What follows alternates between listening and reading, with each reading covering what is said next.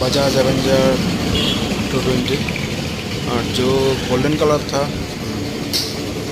उन्होंने बहुत दिन गोल्डन कलर साइकिल चला लिया। अभी सोच रहे हैं जैसे है ऐसे ही कोई इसको ब्लैक करना है। पहले मार्केट टूट गया था, पहले जो फ़ोन मार्केट था तो ब्लैक मिल गया, इसलिए पूरा बॉडी ब्लैक करने वाला है। मैंने भी बोल दिया ठीक है, हो जाएगा, एक दिन में हो जाएगा। वो अंडर डिलीवरी सुबह दिया, मैंने बोला थोड़ा टाइम देने के लिए, आज ही हो जाएगा। साइकिल पूरा कंप्लीट। मैंने बोला দেখছি जहाँ जगह में पेपर लगाना था वो पर पेपर लग गया।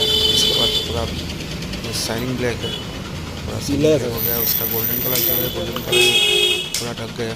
ये थोड़ा स्टिकर थोड़ा गोल्डन कलर लिख नहीं आ गया, स्टिकर रख दिया गोल्डन कलर का। और जो अंदर जो क्रोम कलर का जो है वो भी ऐसे ही है। बाकी जो है पूरा पेंट हो गया ब्लैक कलर का। अभी गोल्डन कलर तो चेंज हो गया, साइकिल हो गया पूरा ब्लैक। कौन पे चला पूरा चेंज हो गया, अभी तो पूरा ब्लैक हो गया, ब्लैक।